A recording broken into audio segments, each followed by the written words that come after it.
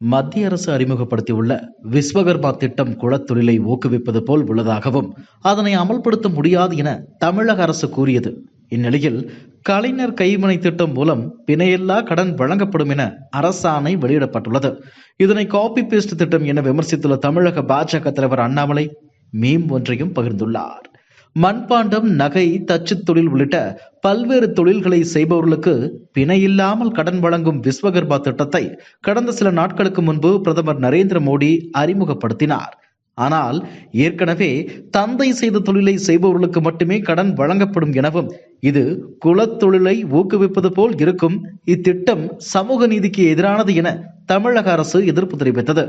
மேலும் இந்த திட்டத்தை தமிழ்நாட்டில் அமல்படுத்த முடியாது எனவும் சமூக நீதி அடிப்படையில் கைவினைகளுக்கு அதிகாரம் அளிக்கும் வகையில் தமிழ்நாட்டிற்கான ஒரு விரிவான திட்டத்தை தமிழ்நாடு அரசு உருவாக்கும் என முதலமைச்சர் மு.க.ஸ்டாலின் பிரதமர் நரேந்திர மோடிக்கு கடிதம் எழுதியிருந்தார்.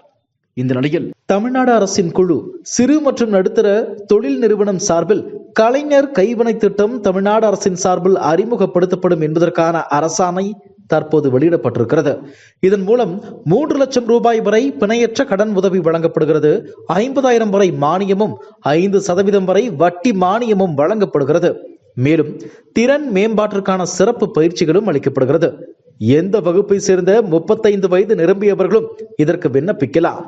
கற்சிலை வடித்தல், உலோக வேலைப்பாடுகள், பாரம்பரிய முறையில் ஜவுளி அச்சிடுதல், துணி நெய்தல், துணிகளில் கலை வேலைப்பாடுகள் உள்ளிட்ட மேற்கண்ட தொழில்களுக்கு கடன் உதவி வழங்கப்படுகிறது.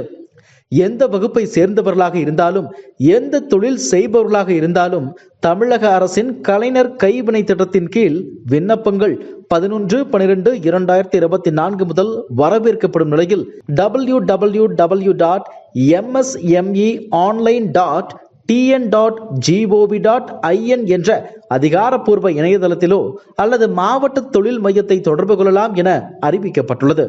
இந்நிலையில் மத்திய அரசின் திட்டத்தை திமுக அரசு காப்பீடித்துள்ளதாக தமிழக பாஜக விமர்சித்துள்ளது.